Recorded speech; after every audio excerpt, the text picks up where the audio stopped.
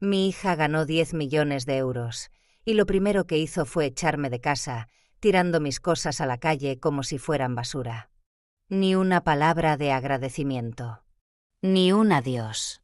Solo, no mereces estar ni cerca de mi dinero. Aquella noche, llovía a cántaros.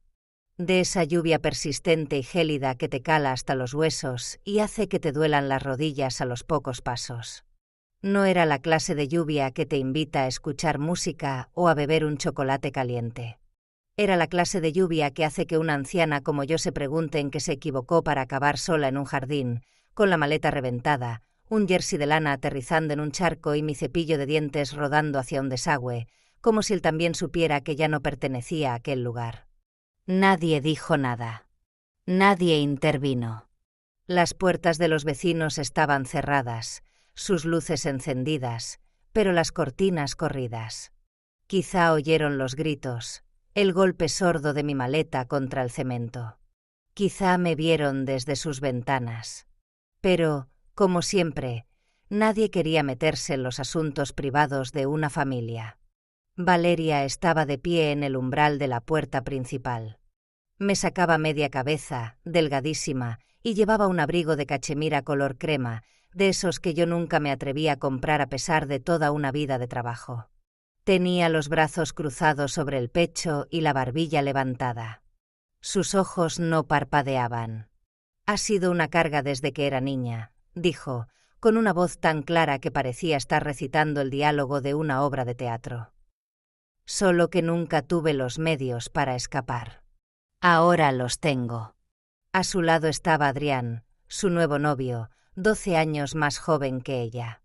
Llevaba gafas con montura dorada, zapatos de cuero italiano y esa media sonrisa que siempre lucen los que pecan de exceso de confianza.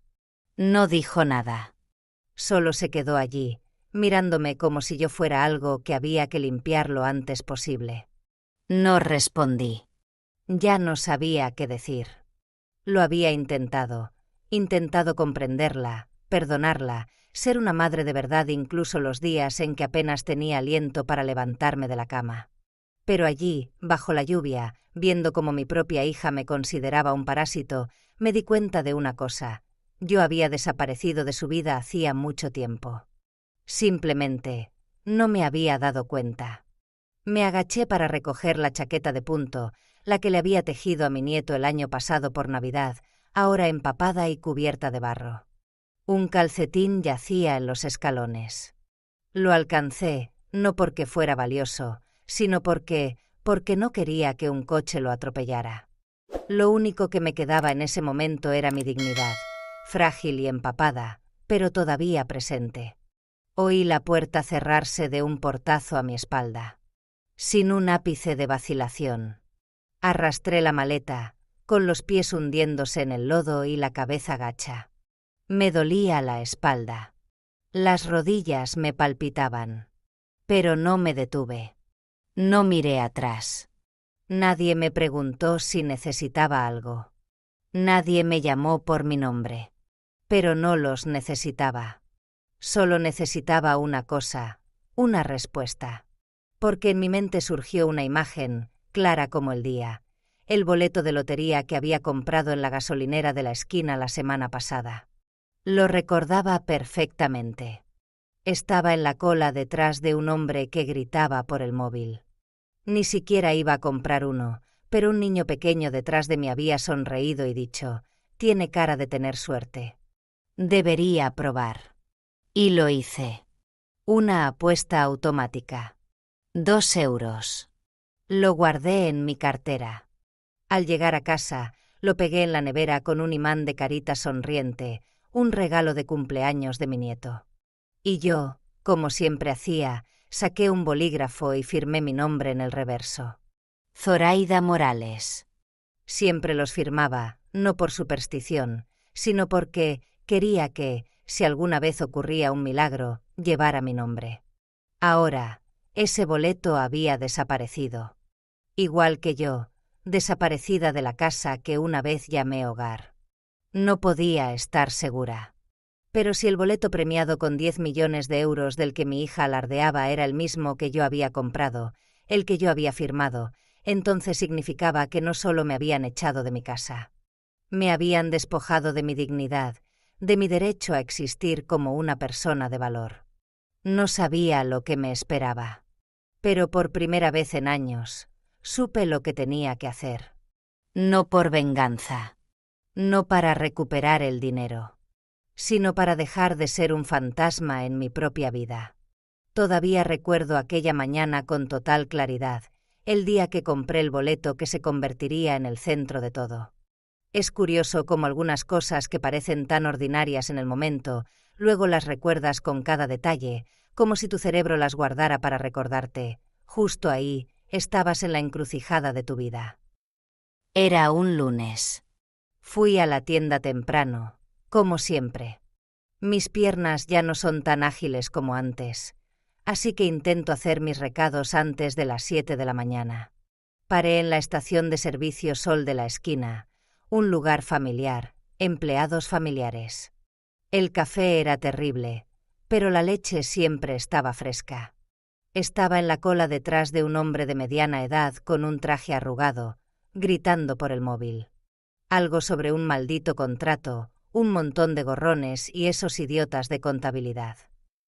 El aire en la tienda era denso, como si la tormenta de fuera estuviera a punto de estallar allí mismo. Yo me quedé quieta, agarrando mi botella de leche, con la cabeza ligeramente inclinada, intentando no cruzar la mirada con nadie. Detrás de mí había un niño, de unos 10 años, con el pelo castaño rizado y una mochila de Superman, masticando una barrita de cereales. Me miró y me dedicó una sonrisa sorprendentemente educada, de esas que te tranquilizan sin resultar invasivas. «Tiene cara de tener suerte», dijo él. Su voz tenía un acento claro y ligero. «Debería comprar un boleto de la primitiva. Hoy es un buen día». Me reí, aunque no tenía intención de comprar nada más que la leche. «¿Y por qué no lo compras tú?» Se encogió de hombros. «No tengo edad. Pero tengo un presentimiento. Usted tiene manos de suerte». Me miré las manos, piel arrugada, venas azuladas, nudillos hinchados por la edad. Nada en ellas parecía de suerte. Pero, por alguna razón, asentí. Cuando me llegó el turno, le dije a Tony, el cajero de siempre, «Dame una apuesta automática también, Tony». «¿A por el premio que te cambia la vida esta vez?» Sonrió Tony, con su broma habitual. «Solo aspiro a una cafetera nueva», repliqué. «El vuestro sabe a aguachirri». Pagué, cogí el boleto y, como siempre, rebusqué en mi bolso mi bolígrafo de tinta negra. Era un bolígrafo viejo que conservaba de mis días de contable. Sostuve el boleto y firmé mi nombre, Zoraida Morales, en el reverso, una costumbre que realizaba sin pensar. No porque creyera que iba a ganar, sino simplemente porque quería que mi nombre estuviera ahí, por si acaso. Al llegar a casa, pegué el boleto en la nevera con el imán de la carita sonriente. Me lo había regalado mi nieto en segundo de primaria para un trabajo manual. Decía, «Sonríe, abuela. Eres un sol». Cada mañana, al prepararme el café, lo miraba. Justo al lado estaba el boleto, sujeto bajo esa sonrisa de plástico. En aquel momento, no le di importancia. La casa era normal entonces, al menos en apariencia. Valeria estaba en una pausa profesional, como ella la llamaba, lo que significaba que estaba en paro y no se había molestado en rellenar ni una sola solicitud. Se pasaba los días tumbada en el sofá, envuelta en una manta, quejándose de trabajos que no se alineaban con su visión. Yo hacía lo de siempre. Preparaba el café. Recogía juguetes esparcidos. Hacía la colada. Pagaba la mitad de las facturas, porque Valeria decía que la devolución de Hacienda aún no le había llegado. No me quejaba. Simplemente lo hacía en silencio, limpiaba, ordenaba, como si fuera mi deber natural y vitalicio. Preparé la cena, pollo asado con puré de patatas, el plato favorito de mi nieto. También hice verduras al vapor para Valeria porque no comía fritos. Y cuando recogí la mesa, no esperaba un gracias. Estaba acostumbrada. Pero algo fue diferente aquel día. Mientras fregaba los platos, Valeria entró en la cocina, con el móvil en la mano, y dijo con voz casual: «Mamá, ¿has comprado un boleto de lotería hoy?». Me giré, un poco sorprendida. A ella nunca le habían importado esas cosas. Le dije: «Compré uno esta mañana, en la gasolinera. Solo una apuesta automática». ¿Por qué? Valeria me miró durante unos segundos y luego esbozó una pequeña sonrisa. Por preguntar. Asegúrate de guardarlo bien. Luego se dio la vuelta y se fue, arrastrando los pies por el suelo de madera. Pero había algo, no sabría explicarlo. Algo extraño en su mirada. No era exactamente engaño. Ni afecto. Era una especie de evaluación. Me detuve. Miré la nevera. El boleto seguía allí. El imán de la carita sonriente seguía sonriendo. Todo estaba en su sitio. Pero empecé a tener una sensación muy clara. Algo estaba a punto de escapárseme de las manos. A la mañana siguiente, me desperté a las 6, como siempre. Me dolía el mismo punto de la espalda, mis rodillas seguían protestando al pisar la madera fría, pero mi cuerpo llevaba años acostumbrado a ese ritmo. Hice café, me lavé la cara y entré en la cocina como una máquina en piloto automático. Todo parecía normal, hasta que abrí la nevera. El imán de la carita sonriente seguía en su esquina, pero el boleto había desaparecido. Me quedé allí un momento, con la mano suspendida en la puerta del frigorífico, los ojos fijos en el espacio vacío donde sabía que lo había puesto. Recorrí la habitación con la mirada, luego abrí todos los armarios, saqué todos los cajones, levanté pilas de rollos de papel de cocina, revisé el correo sin abrir e incluso rebusqué en el cajón de los trastos, lleno de chapas viejas y cucharas de plástico. Nada.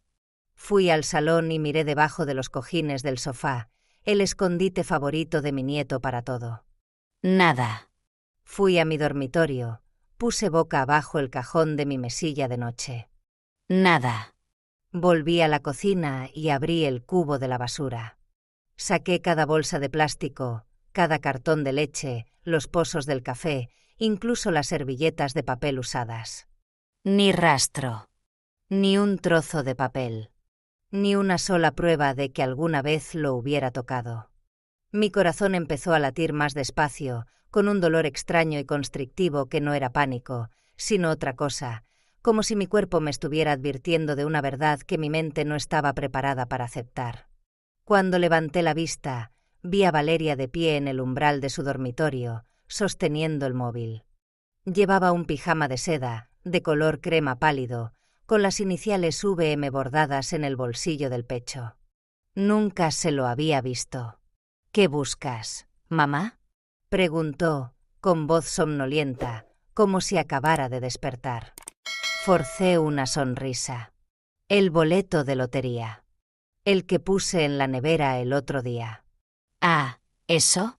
Entró en la cocina y se sirvió un vaso de agua. «Seguramente lo has perdido de vista. Ya sabes lo despistada que eres a veces». Me mordí el labio. No respondí. No pregunté. Solo la observé. Algo en Valeria era diferente. No su aspecto, sino su postura, su mirada, la forma en que se apartaba el pelo de la oreja y sonreía sin mirarme realmente. Esa tarde vi un bolso nuevo sobre la silla, un bolso de diseñador, negro brillante, con la etiqueta todavía puesta. Lo había visto en una revista. Costaba unos 400 euros. Valeria siempre decía que estaba sin blanca, así que le pregunté en voz baja: «¿Te has comprado algo nuevo?». Ella sonrió y chasqueó los dedos. «Me lo ha prestado una amiga. Vamos a comer fuera. Había que ir arreglada». Esa noche salió con Adrián, el nuevo novio que me había caído mal desde el momento en que lo conocí. Tenía uno de esos apretones de manos falsos y salpicaba sus conversaciones con frases como oportunidades de inversión y asignación de activos, incluso mientras comía una hamburguesa con el queso chorreando por los dedos. Limpié la cocina en silencio. Repasé cada escalón de la escalera. Doblé la ropa. No por obligación, sino porque no sabía qué más hacer para llenar el vacío que se ahondaba dentro de mí. 3 días después, una tarde como cualquier otra, encendí la televisión mientras preparaba la cena. Estaban dando un informativo local. No levanté la vista de inmediato, seguía lavando verduras. Y entonces lo oí. Una vecina de Villanueva del Río acaba de convertirse en la ganadora de un premio de 10 millones de euros, con un boleto de apuesta automática comprado en la estación de servicio solo a principios de la semana pasada. Me quedé helada. El cuchillo que estaba usando cayó con estrépito en el fregadero. El agua salpicó por todas partes. Me giré hacia la pantalla. Y allí estaba ella. Valeria, mi hija. Con un vestido blanco, el pelo en suaves ondas, los ojos húmedos como si acabara de llorar. He luchado durante tanto tiempo, dijo, con la voz ligeramente temblorosa, como una actriz recitando un guión. Pero ahora podré cuidar de mi madre, de mi hijo. Nos merecemos un nuevo comienzo. Todo a mi alrededor pareció ralentizarse. No dije nada. No grité. No di un golpe en la mesa. Simplemente me senté en una silla, con las manos apoyadas sin fuerza en mi regazo, los ojos pegados a la pantalla. En la televisión, Valeria sonreía dulcemente, abrazaba a la reportera y luego se giraba hacia Adrián, que esperaba entre bastidores. Él le dio una palmada en el hombro, con una expresión de inmenso orgullo en el rostro. Yo no estaba allí. No había ninguna imagen que sugiriera que alguna vez había vivido con ella, que le había lavado la ropa, cuidado de su hijo o deslizado 200 euros en su mano cada vez que su nómina se retrasaba. Solo estaba ella. Y el dinero.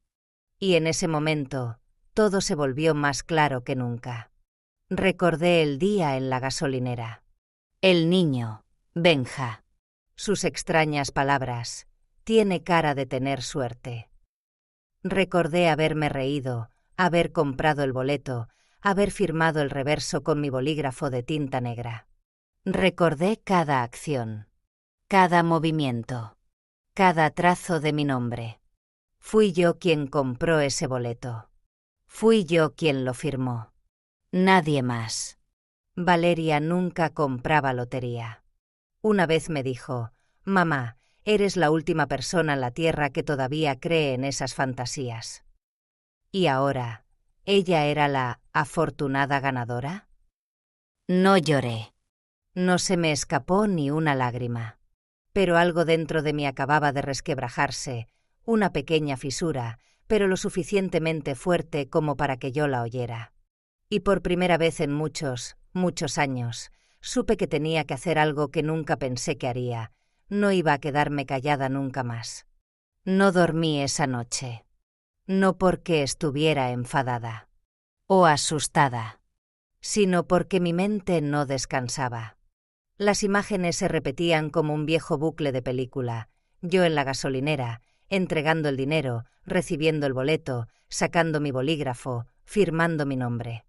Una película corta y muda que se repetía en mi cabeza durante toda la noche.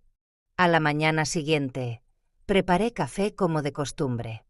Pero esta vez, no lo bebí. Me vestí, me recogí el pelo pulcramente, cogí mi cartera y fui al coche. No le dije una palabra a nadie. Simplemente hice lo que mi instinto me decía que hiciera. Era hora de actuar. La estación de servicio Sol estaba a solo 8 minutos en coche, si pillabas los semáforos en verde. Durante el trayecto, mis manos agarraban el volante con más fuerza de lo habitual. Hacía sol, una luz suave y pálida, pero sentía un escalofrío en las muñecas. Entré en el aparcamiento, abrí la puerta del coche con cuidado y entré en la tienda como lo había hecho innumerables veces, pero esta vez Mi corazón se sentía completamente diferente. Tony, el dueño, estaba detrás del mostrador, reponiendo un pequeño estante de chicles. Tenía unos 50 años, era corpulento, con gafas de leer y una sonrisa perpetuamente amable. Solía llamarlo el chico de la menta porque siempre estaba masticando una. Levantó la vista, me vio y esbozó una amplia sonrisa. Señora Zoraida. De verdad que le tocó, ¿eh? Me quedé paralizada. El corazón me dio un vuelco. Asentí levemente y me acerqué al mostrador. Cuando hablé, mi voz sonaba un poco ronca. Tony, yo necesito preguntarte algo. Cuando compré el boleto de lotería el lunes, el día del boleto ganador, ¿tienes eso grabado en las cámaras? Él dudó, rascándose la cabeza. Sí, claro. Pero no estoy bromeando, dije, mirando a alguien directamente a los ojos por primera vez desde que Valeria me echó. Necesito verlo. Yo creo que mi hija cogió ese boleto y lo reclamó como si fuera suyo. Tony me miró durante unos segundos y luego asintió. Sígame. Entramos en el almacén, pequeño y con olor a papel de recibo viejo y a café barato. Un monitor de seguridad estaba sobre un escritorio junto a una pila de facturas y una caja de pizza fría. Tony rebobinó la grabación. La pantalla estaba granulada, el color desvaído, pero la imagen era lo suficientemente clara. Me vi entrar, abrigo grueso, pelo en un moño suelto, sosteniendo una botella de leche. Me vi en la cola detrás del hombre ruidoso. Me vi acercarme al mostrador. Y entonces, ahí estaba, el momento. Saco mi cartera, saco un billete, Tony me entrega el boleto. Destapo mi bolígrafo, inclino el boleto y firmo mi nombre. Mi mano temblaba ligeramente, podía verlo con claridad. Mis ojos estaban pegados a la pantalla. No dije nada. Pero sentí que por fin podía respirar por primera vez en semanas. No por rabia. No por alivio. Sino porque sabía que no estaba loca. Sabía que lo recordaba correctamente. Me volví hacia Tony, con la voz entrecortada. Tony, ¿puedo hacerle una foto a esta parte? Tony hizo una pausa por un segundo y luego asintió. Adelante. Saqué mi móvil, encendí la cámara y grabé la pantalla. No necesitaba el sonido. Solo la imagen. Solo la verdad. Solo mi mano, sosteniendo un bolígrafo, escribiendo mi nombre. Le di las gracias a Tony y salí de la trastienda, aún sin saber cuál sería mi siguiente paso. Estaba a punto de irme cuando la puerta de la tienda se abrió, con el tintineo de la campanilla de siempre. Una voz clara gritó: «Mamá, quiero las galletas con pasas». Me giré y reconocí al niño. Benja. El niño con la mochila de Superman y la sonrisa curiosa. Tenía el mismo aspecto, rizos suaves, mejillas sonrosadas. Detrás de él había una mujer de unos 30 y tantos años, con gafas finas y una chaqueta vaquera gastada. Me quedé quieta, sin saber si debía decir algo. Pero Benja me vio primero. Sus ojos se iluminaron. «Me acuerdo de usted», dijo, corriendo hacia mí. «Es la señora que compró el boleto el lunes». Sonreí, aunque sentía un nudo en la garganta. Tenía cara de tener suerte. ¿A que sí?, dijo en voz baja, como si compartiera un secreto. Su madre se acercó, sorprendida. Luego me miró de cerca. Usted me sujetó la puerta en octubre, ¿verdad?», dijo, haciendo una pausa. «¿El día que llegué tarde a recoger a Benja del colegio?». Asentí. Recuerdo a un niño con un abrigo rojo, llorando junto a la verja. No podía dejarlo allí solo. La madre sonrió. Incluso le dio su bufanda cuando hacía un frío que pelaba. No paró de hablar de ello. Le devolví la sonrisa, frotándome suavemente el brazo. Todavía sentía la cara sonrojada y no por el clima. ¿Cómo está? Preguntó Marta, pues ese era su nombre. Asentí. Estoy bien. Solo, intentando encontrar un poco de justicia. Nos despedimos. Ellos fueron a elegir sus galletas. Yo fui a mi coche, con el recibo que Tony me había reimpreso en el bolsillo, el vídeo en mi móvil y la cabeza llena de pensamientos informes. Me senté en el asiento del conductor, con las manos en el volante. Delante de mí estaba el espejo retrovisor. Y por primera vez desde que todo esto empezó, me miré directamente a los ojos. Mis ojos estaban cansados. Mi piel, curtida por el tiempo. Pero mi mirada era clara. No con esperanza, sino con una nueva determinación, como si acabara de encontrar mi voz después de años de ser silenciada. Susurré, no para nadie más, sino para mí, basta ya. Ahora me toca hablar a mí. Siempre pensé que si alguna vez reunía el valor para exigir justicia, sería en una conversación tranquila y privada, en el despacho de algún abogado donde podría presentar mis papeles y mis pruebas, y ellos asentirían en confirmación. Eso sería suficiente. Nunca imaginé micrófonos. O cámaras. O focos de escenario brillando directamente en mi cara. Pero entonces Elena Herrera entró en mi vida. La conocí a través de una vieja amiga, Lola, una secretaria judicial jubilada. Lola me llamó en cuanto escuchó la historia en las noticias locales. Elena no se anuncia, me había dicho Lola. Pero si tienes la verdad de tu parte, ella sabrá qué hacer con ella. Elena Herrera no se parecía a ningún abogado que hubiera visto en la televisión. No era llamativa ni ruidosa. Tenía el pelo castaño oscuro recogido pulcramente, llevaba gafas de montura negra y vestía con sencillez. Pero sus ojos, Dios mío, eran tan afilados como una navaja. Escuchó sin parpadear durante los 20 minutos que hablé. Le mostré el vídeo de la cámara de la tienda, el recibo y una foto del boleto que una vez le había enviado a una amiga llamada Laura. Solíamos jugar a comparar boletos por internet. Después de revisar todo, Elena se quedó en silencio unos segundos. Luego me miró, con voz baja pero clara como una campana. Si tiene pruebas de la firma, no necesitamos gritar. Hizo un pequeño asentimiento. Déjeme esa parte a mí. La rueda de prensa se celebró 2 días después. No fue un gran evento. Solo una pequeña sala de conferencias en el ayuntamiento, con algunos periodistas locales, 2 cadenas de televisión regionales y un cartel impreso que decía «Aviso de corrección sobre la identidad del ganador del premio».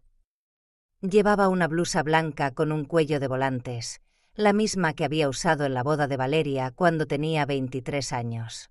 Me senté en la primera fila, sosteniendo un vaso de agua, con la garganta seca como el papel. Elena se puso en el atril. Las luces del techo se reflejaban en sus gafas, creando 2 destellos brillantes. Empezó con calma, explicando la situación, y luego me invitó a subir al estrado. No recuerdo exactamente lo que dije. Probablemente algo simple. Soy Zoraida Morales. Yo compré el boleto. Yo lo firmé.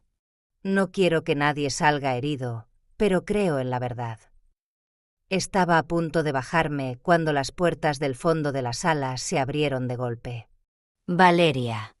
Llevaba un traje de pantalón blanco, el pelo perfectamente peinado y gafas de sol, a pesar de estar en un interior. A su lado estaba Adrián, el autoproclamado experto legal, que siempre sonreía como si supiera el resultado de cada partido antes de que empezara. Me quedé helada. La sala se quedó helada. Valeria se dirigió directamente al atril, sin permiso, sin mirarme. Adrián sacó su móvil y lo puso en altavoz. Del altavoz salió mi voz, clara, familiar, pero ajena, diciendo, «Deja que cuente como si lo hubieras ganado tú». Toda la sala pareció congelarse. A un periodista se le cayó el bolígrafo. Un cámara bajó su equipo. Todas las miradas se posaron en mí. No sé qué respiré en esos segundos. Recuerdo agarrarme al lateral del atril con tanta fuerza que mis nudillos se pusieron blancos. Elena no se inmutó. Cogió el micrófono y dijo: «Esa grabación no tiene fuente, ni contexto, ni validez legal. Y no prueba absolutamente nada, especialmente cuando tenemos esto». Se giró hacia el técnico y le hizo una señal. En la pantalla de proyección detrás de ella, el vídeo de la gasolinera comenzó a reproducirse. Ahí estaba yo, pelo desordenado, sosteniendo mi cartera, dándole el dinero a Tony, recibiendo el boleto, sacando el bolígrafo, firmando mi nombre. Todo era tan claro que me emocionó extrañamente. A continuación, apareció la foto del boleto que le había enviado por mensaje a mi amiga, los números correctos, la fecha correcta, la caligrafía correcta. Y finalmente, el recibo de la estación de servicio Sol, impreso con la fecha y hora exactas. La sala se quedó en silencio, como si nunca hubiera habido nadie allí. Valeria se quedó paralizada. La mirada desafiante había desaparecido, la sonrisa habitual se había desvanecido. Adrián fue el primero en darse la vuelta. En cuanto a ella, se quedó allí, con las manos fuertemente entrelazadas, los hombros caídos. No me sentí feliz. No me sentí triunfante. Solo me sentí cansada. Elena asintió levemente y dijo a los periodistas: «La verdad no necesita ser ruidosa. Solo necesita ser clara». Y lo fue. Fue perfectamente clara. No entré en Internet después de la rueda de prensa. No porque tuviera miedo o intentara evitarlo. Simplemente no lo necesitaba. Solo quería ir a casa, al alquiler temporal que había empezado a llamar mi refugio, prepararme una taza de té Earl Grey, encender mi vieja radio y escuchar las noticias de la tarde como cualquier otro día. Nadie llamó. Nadie llamó a la puerta. Y lo agradecí. No necesitaba que todo el mundo conociera mis asuntos. Solo necesitaba saberlo yo misma. No estaba loca. No me lo había imaginado todo. No me habían borrado de la verdad. Pero el mundo no permanece en silencio tanto tiempo como yo. A la mañana siguiente, llamó Lola. Su voz apenas reprimía la emoción. «¿Lo has visto?» «En Internet». «Yo no uso Internet», respondí, con voz serena. Ni siquiera recuerdo la contraseña de mi correo. Lola suspiró como si me acabara de perder un acontecimiento histórico. «Te enviaré impresiones. Pero déjame decirte, las redes sociales están que arden. Te llaman la madre con témpel de acero». Me reí. El nombre sonaba a un plato precocinado que encontrarías en el Carrefour. 2 días después, un sobre grueso con páginas impresas llegó a mi buzón, de parte de Lola, sin duda. Preparé café, me senté en mi pequeña mesa de comedor con una tostada y las leí como si fuera el periódico del domingo. La primera página era una foto mía junto a Elena en la rueda de prensa. Mis ojos ligeramente entrecerrados por la luz, mi mano apoyada en el atril de madera como para mantener el equilibrio. Debajo de la foto había un pie de foto, una madre traicionada. La mujer que recuperó su justicia sin levantar la voz. Lo leí 2 veces, no porque no lo entendiera, sino porque no estaba acostumbrada a que me describieran de esa manera. La página siguiente era una foto de Valeria, pero no una que ella hubiera publicado. Era una captura de pantalla de un artículo antiguo, uno que, ahora me enteraba, había sido desenterrado. En un fragmento de vídeo de una retransmisión en directo que había hecho, decía: «¿Mi madre? Habría despegado hace mucho tiempo sin ella. Siempre me arrastra con sus preocupaciones y su control». Nunca supe que había dicho eso. No a la cara. La página siguiente mostraba una publicación de una marca de moda que había emitido un breve comunicado: «Damos por terminada nuestra colaboración con la señora Valeria Morales para proteger los valores familiares que nuestra marca respeta». Incluso había un vídeo de TikTok de una joven, una antigua amiga de Valeria, supongo, que decía, con voz afilada, yo era su mejor amiga. Llamaba a su madre un obstáculo obsoleto, una piedra atada al tobillo mientras intentaba nadar hacia el mar. ¿Y ahora quiere hacerse la hija modelo? No tan rápido. Dejé los papeles sobre la mesa. No bebí más café. Una extraña sensación se instaló en mi pecho. No era triunfo, no era tristeza, sino una especie de alivio silencioso. Como si alguien finalmente hubiera limpiado un desván polvoriento y olvidado, y el primer rayo de luz se estuviera colando por un pequeño agujero. No necesitaba que la gente me llamara heroína. No necesitaba que me defendieran. Solo necesitaba que me vieran por quien era. No la versión editada, la versión borrada, la que fue presentada como la anciana parásita. Esa tarde, mientras regaba las plantas de menta en el alféizar de mi ventana, las que cultivaba en un recipiente de plástico, el portero del edificio me llamó desde el vestíbulo. «Tiene una carta, señora Morales». Bajé. Era un sobrescrito a mano, de papel amarillo pálido. Sin remite. La letra era sencilla e inclinada. Lo abrí. Dentro había una carta manuscrita con tinta azul, la caligrafía redonda y uniforme, una carta de Marta, la madre de Benja, el niño que me dijo que tenía manos de suerte. Estimada señora Zoraida, no sé si se acuerda bien de mí, pero mi hijo, Benja, desde luego que se acuerda de usted. Cuando vimos las noticias, gritó, es la que le sujetó la puerta a mamá. Me dijo, ella no gritó, solo hizo lo que era correcto. No le escribo esta carta para compartir nada profundo, sino solo para decirle, si alguna vez necesita algo, en cualquier momento, Benja y yo estamos aquí. Creemos que usted es una guardiana de la justicia. Sinceramente, Marta y Benja. Doblé la carta, con la misma delicadeza que si fuera un pañuelo fino. La coloqué sobre la mesa junto a la ventana, donde la luz de la tarde era perfecta para iluminar cada palabra.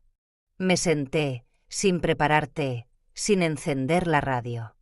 Simplemente me senté, escuchando el sonido del viento golpeando suavemente el cristal, y sentí, por primera vez en mucho, mucho tiempo, que no importaba lo ruidoso que fuera el mundo exterior, el mundo dentro de mí comenzaba a calmarse. Nunca pensé que me demandarían por decir la verdad. Pero, de nuevo, sucedió. Estaba en la cocina cuando llamó Elena. Su voz era tan serena como siempre, desprovista de cualquier emoción superflua. Zoraida, acabamos de recibir una contrademanda de Adrián Bas. Dejé la tetera. El vapor empañó mis gafas. ¿Por qué? Pregunté, tratando de mantener la calma en mi propia voz. Difamación, daño a la reputación y hizo una pausa. Hay una línea aquí sobre comportamiento paranoico debido a la edad, inestabilidad mental y propensión a falsos recuerdos. No dije nada. No porque estuviera sorprendida, sino porque estaba eligiendo mis palabras. Finalmente, solo dije, creo que sabe que está a punto de perder. Elena estuvo de acuerdo. No se rió. Me gustaba eso de ella. Nunca se reía en el momento equivocado. Continuó, ya he empezado a preparar una respuesta. Pero necesito que me confirme una cosa. ¿Está preparada para que su hija vea todo esto? Miré por la ventana, donde las hojas de menta temblaban con la brisa. No quiero llevar a mi hija a los tribunales, dije con sinceridad. Pero tampoco voy a dejar que me arrastre por el fango una vez más. 3 días después, estaba en un pequeño despacho de abogados en el centro. Elena ya había enviado toda la documentación, las transferencias financieras de Adrián, los contratos de inversión, una lista de sus activos. Uno de ellos me dejó inmóvil. Adrián había desviado 2,4 millones de euros, de una fuente desconocida, a algo llamado Fondo de Desarrollo Tecnológico sin licencia, que, según Elena, era otro nombre para una trampa de inversión turbia. Además, había utilizado el nombre de una exnovia, no el de Valeria, para registrar 2 propiedades en Marbella y en los Pirineos. Todo estaba ahí en sus correos electrónicos, pulcro, frío y completamente verificable. Me senté frente a Elena. Ella empujó el expediente hacia mí. Ya he enviado estas pruebas a la Comisión Nacional del Mercado de Valores. No necesitamos montar una escena. La verdad se extenderá por sí sola. Hojeé algunas páginas y luego asentí lentamente. A estas alturas, dije, ya no es algo personal. Es una elección entre lo correcto y lo incorrecto. Ese día, no fui directamente a casa. Conduje hasta un solar vacío cerca del antiguo instituto, al que había asistido Valeria, donde se había parado bajo un gran arce el día de su graduación, sonriendo una sonrisa que pensé que duraría para siempre. Recuerdo haberle dicho entonces, no importa a dónde vayas, siempre estaré aquí. Pensando en ello ahora, esa afirmación fue un poco tonta, porque algunas personas, cuando se van, no miran atrás. No porque lo olviden, sino porque eligen hacerlo. Ese fin de semana, Elena programó una reunión privada para mí con representantes de la Comisión Estatal de Loterías. No entendí todos los términos que usaron: congelación de transacciones, revocación de certificación mal identificada, transferencia de derechos de beneficiario, pero escuché la parte más importante. Un representante dijo, con voz monótona, todas las cuentas relacionadas con Valeria Morales y Adrián Bas han sido congeladas. La identidad del beneficiario ha sido transferida oficialmente a Zoraida Morales. El premio se reprocesará desde el principio, según el procedimiento adecuado. Me quedé quieta. El café en mi mano se había enfriado. Mi mano temblaba ligeramente, no por la emoción, sino por el agotamiento. Un empleado más joven, que llevaba un suéter gris, se volvió hacia mí. ¿Tiene algún comentario, señora Morales? Lo miré durante unos segundos y luego dije en voz baja, por primera vez en 20 años, ya no tengo miedo de despertarme mañana y ser amenazada con el desahucio de mi propia vida. Nadie aplaudió. Nadie hizo una reverencia. Pero en esa pequeña habitación sentí que algo había cambiado. Algo que había estado ausente de mi vida durante mucho tiempo ahora estaba de vuelta. No la victoria, sino la autoridad para estar presente en mi propia historia. La primera noticia me llegó de Lola. Me llamó un martes por la mañana, justo cuando me preparaba una manzanilla. Su voz era baja, como si estuviera a punto de relatar el atraco a un banco. ¿Lo has visto? La casa de Valeria tiene un aviso de investigación de propiedad pegado en la puerta. No respondí de inmediato. Puse la mano sobre la taza de té, sintiendo el calor filtrarse en mi palma. Después de un momento, solo dije, supongo que era de esperar. No sonreí. No sentí ninguna satisfacción. Solo una profunda quietud. Una parte de mí todavía esperaba que mi hija supiera cuándo detenerse antes de que todo se desmoronara. Pero algunas personas tienen que sentir las llamas lamiendo los cimientos antes de creer que la casa está en llamas. 2 días después, un vídeo se hizo viral en Internet. No lo vi. Pero un amable vecino me imprimió un artículo del periódico local. El titular estaba en negrita, de reina de las redes sociales a la caída en desgracia. En el vídeo, Valeria estaba de pie en medio de un restaurante en una azotea, de esos en los que un solo cóctel cuesta tanto como una factura de la luz. Discutía acaloradamente con un cajero. Su voz resonaba en el concurrido comedor. ¿No sabe quién soy? Soy Valeria Morales. Gané 10 millones de euros. Pero su tarjeta fue rechazada 3 veces seguidas. La última línea del artículo era de un testigo. Lloró y luego se fue. Pero nadie la siguió. No sé cuándo desapareció Adrián. Quizás fue después de que Elena enviara todas las pruebas financieras a la Junta de Investigación. Quizás fue incluso antes de que Valeria descubriera que sus cuentas estaban congeladas. Pero sabía una cosa con certeza. Nunca volvería. Ni mensajes.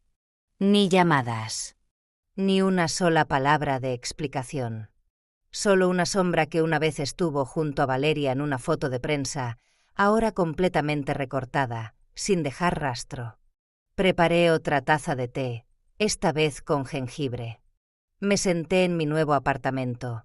Era viejo, en realidad, pero para mí se sentía como un nuevo comienzo. Tenía solo un dormitorio, una pequeña cocina conectada al salón y una ventana que daba a la misma hilera de viejos arces que solía observar cuando Valeria estaba en el instituto. Ni lujoso. Ni glamuroso. Pero tenía una cálida luz matutina y tardes tranquilas. Y nadie podía echarme de él. Compré este apartamento a mi nombre. Sin avalista. Sin nadie que respondiera por mí. Mi nombre es Zoraida Morales. Y tengo un hogar.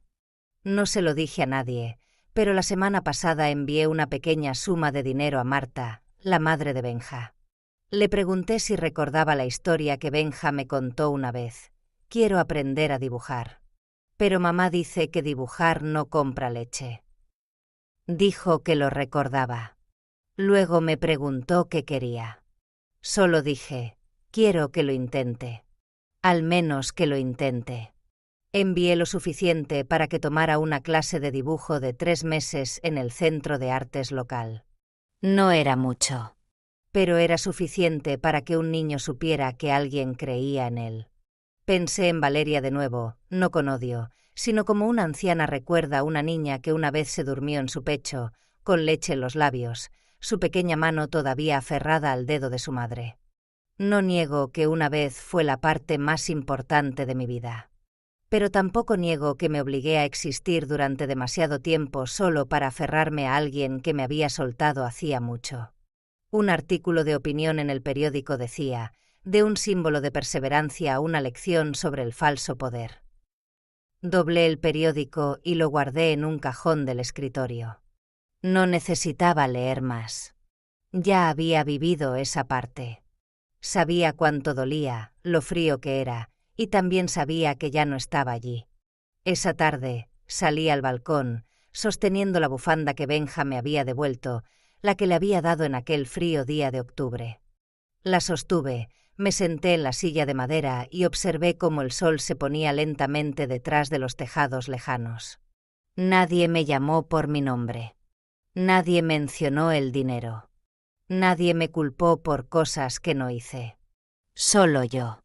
Y el espacio suficiente para respirar.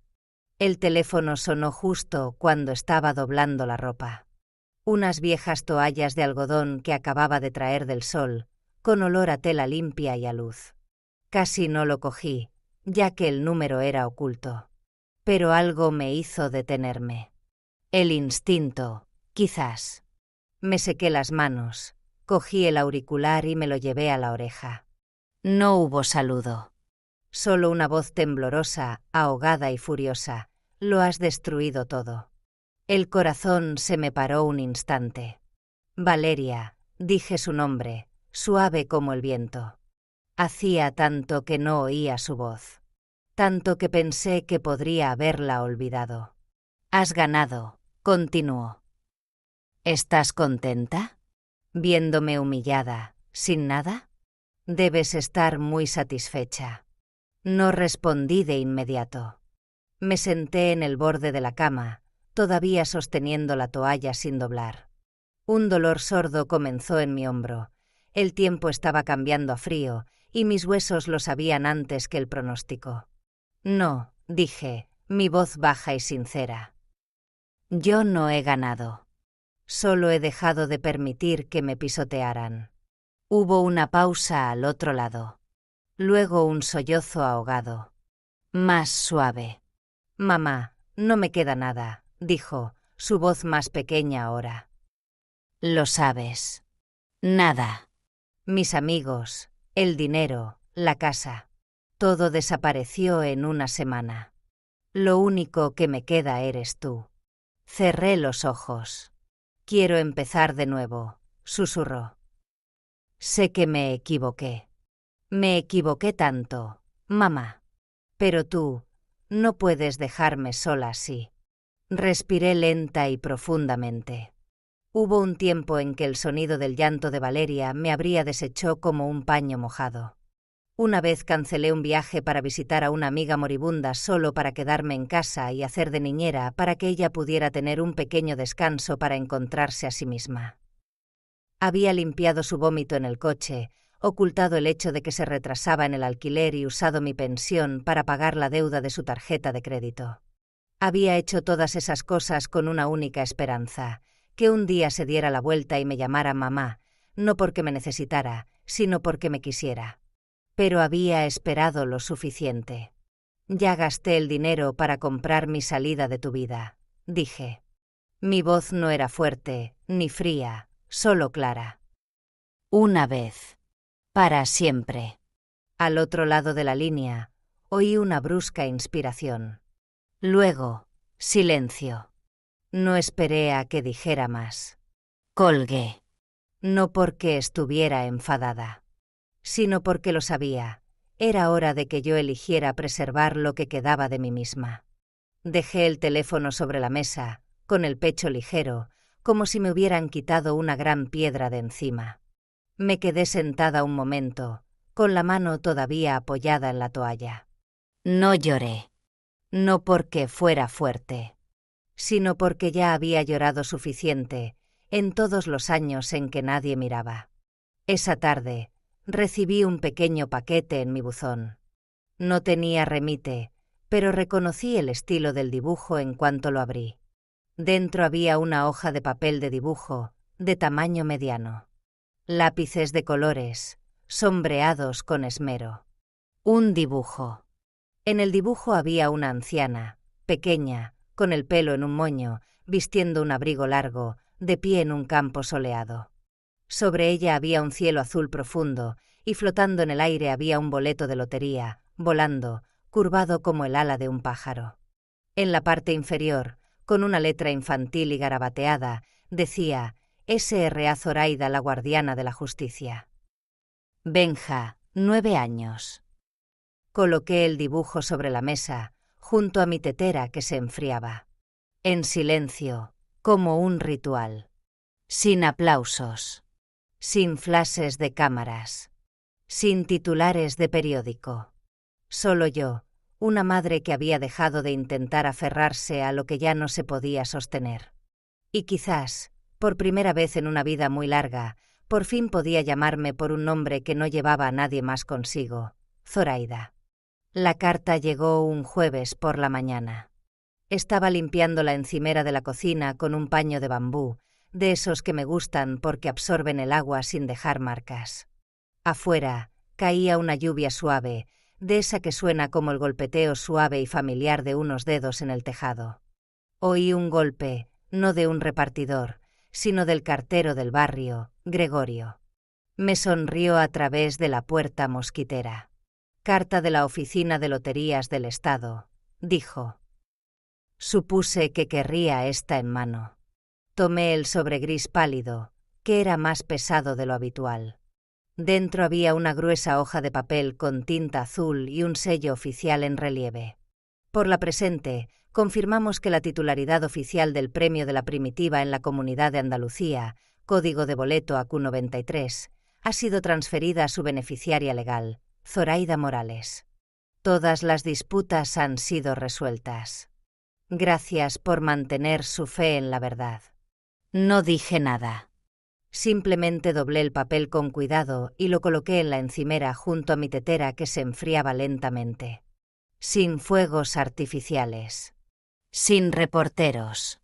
Sin nadie cantando una canción de victoria. Solo yo, una mujer de 69 años, en mi pequeña cocina, con el sonido de la lluvia suave tras mi ventana. Y eso fue suficiente. No vivo en una mansión. Nunca lo hice. No contraté a un abogado para recuperar la piscina o el jardín de la casa donde Valeria una vez se paró y me llamó una carga. Me mudé a un pequeño apartamento en Cádiz, un ático con vistas a la arena blanca, con un balcón lo suficientemente grande para una silla de madera y una maceta de lavanda. El apartamento no tiene mucho. Un dormitorio. Una cocina pequeña. Una ventana por la que entra la brisa. Pero es mío. Y no guarda los recuerdos de nadie más que los míos. Cada mañana, después de un simple arreglo, me siento en el pequeño escritorio de madera junto a la ventana y escribo cartas. Una a Benja, el niño que no di a luz pero por quien siempre siento una responsabilidad de adulta. Le hablo de las nubes con forma de animales, de la gaviota que vi rozando el agua esta mañana y de cómo mantengo su dibujo colgado sobre mi cama.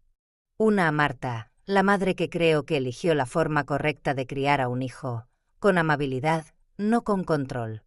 Y una a mí misma. No una entrada de diario, sino una carta a la yo que guardó silencio durante demasiado tiempo, la yo que una vez desapareció detrás de los roles de madre, niñera y anciana sacrificada. Escribo: Zoraida, estoy orgullosa de ti. Porque no elegiste la venganza a través del ruido, sino a través de la persistencia. Porque no dejaste que la amargura nublara tu visión. Y porque, al final, te elegiste a ti misma. No sé qué me depara el futuro. No sé cómo vivirá Valeria después de todo esto. No intento averiguarlo. No he cerrado la puerta al pasado, pero ya no le doy permiso para irrumpir en mi presente. Cocino comidas sencillas, sopa de patatas, verduras al vapor, pan de maíz tierno. Paseo por la playa cuando el sol es suave. A veces paso por la vieja librería y compro un libro de bolsillo descolorido que sé que leeré una y otra vez porque no es ruidoso ni apresurado, como la vida que estoy aprendiendo a disfrutar de nuevo. Hoy, el viento sopla suavemente. Estoy sentada en mi balcón, sosteniendo un boleto de lotería. No uno de verdad. Solo uno que compré la semana pasada, para sentir la sensación, no para ganar. Miro el boleto durante un largo rato. Es ligero. Pequeño. Y tan silencioso que me hace sonreír. No porque espere ganar, sino porque ahora entiendo, ganar o perder ya no define mi valor. Me levanto y camino hasta el borde del balcón. El viento me roza el pelo, suave y nada parecido al frío helador del año pasado, el frío en el que estuve de pie mientras mi hija me echaba de su jardín. Abro la mano. El boleto emprende el vuelo. Suavemente. Flota en el viento, da una sola vuelta y luego desaparece hacia el horizonte. Lo veo irse, sin intentar retenerlo. El dolor. La expectativa. El sacrificio. Todo debería poder volar así. Me quedé allí, respirando uniformemente, sintiendo cada latido de mi corazón. Solía pensar que mi único valor estaba en mi sacrificio, que yo era solo el cimiento sobre el que otro podía erguirse. Pero ahora sé que también soy alguien que puede marcharse, si lo necesita. Y esta vez, estoy caminando hacia mí misma. Una tarde, meses después, estaba limpiando un viejo armario, buscando una manta que ya no necesitaba. No buscaba nada en concreto. Era solo una tarde tranquila, y pensé, quizás debería ordenar algunas cosas. Encontré una vieja caja de zapatos, de un par de zapatos grises de Clarks. Dentro había una colección de cosas sin valor, un trozo de un collar roto, una tarjeta del Día de la Madre de 2002, algunas monedas pegadas a un chicle viejo y una fotografía descolorida. La cogí, y mi corazón se encogió ligeramente. Era Valeria, con 3 años. Estaba de pie en el jardín de la primera casa que alquilamos, sosteniendo una margarita silvestre. Su pelo era rubio, ondeando al sol. Su boca estaba abierta en una sonrisa, mostrando el hueco donde aún no le habían crecido los dientes de leche, sus hoyuelos perfectamente claros. La mirada en esa fotografía era la mirada de una niña que nunca había aprendido a traicionar. Solo inocencia. Y confianza. Me senté en el borde de la cama, con la foto en la mano. Mi corazón no se rompió, no sentí ira ni resentimiento. Solo un suspiro suave y largo, como el viento pasando por una ventana. No puse la foto en mi escritorio. Tampoco la quemé. La guardé en un cajón privado con mis cartas. No para olvidar, sino para perdonar. No por ella, sino por mí misma, por la persona que pasó años viviendo a través de la resistencia y llamándolo amor. Bocadillo de diálogo, si has viajado a través de esta historia conmigo, gracias. Si viste un trozo de ti mismo en esta historia, como la madre, el hijo, o como alguien que una vez fue silenciado e ignorado, por favor, deja un comentario abajo. Déjame saber lo que piensas. Lo que viste. Lo que recuerdas. Y si crees que hay alguien que necesita escuchar esta historia, por favor, compártela. Porque a veces, una historia contada en el momento adecuado puede ser el consuelo final que alguien está buscando.